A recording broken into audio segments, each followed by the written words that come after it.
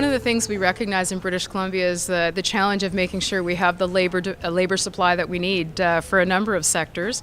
So very pleased today to agree to a partnership with BOMA so that we can better understand the needs that they have in their sector in terms of planning for the future, making sure they have the professionals that they need. So very much looking forward to it. It's basically doing the research we need to be able to ensure that this industry is well supported in the future.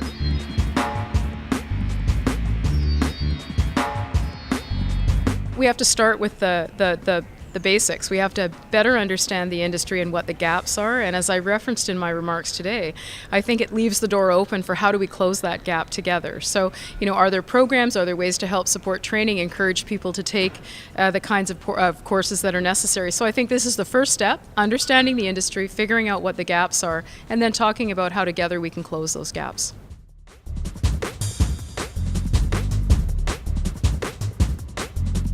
We were very fortunate. There was a budget increase for training for young people in particular of $8 million.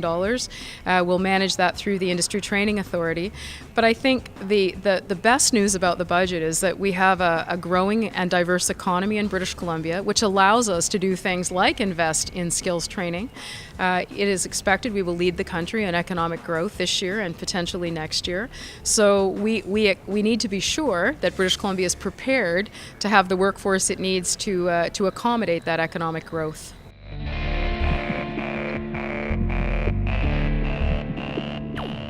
British Columbia is just experiencing incredible growth in tourism, and I think one of the things that's most important about the success we're experiencing right now is the diversity of our economy. We're not reliant on commodity-based resources solely.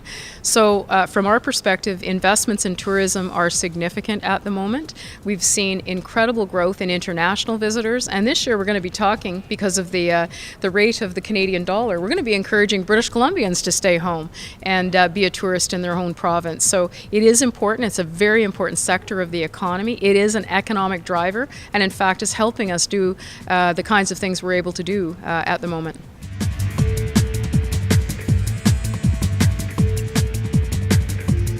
We've had really constructive discussions with post-secondary institutions as they make that shift in their funding to ensure that they have courses that line up with in-demand jobs.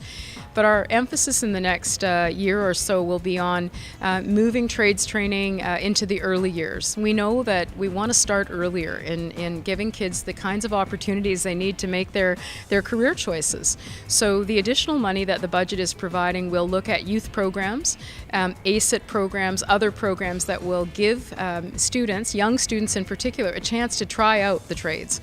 So it's been a very, very positive response to the blueprint, and we're just going to stay focused on that plan.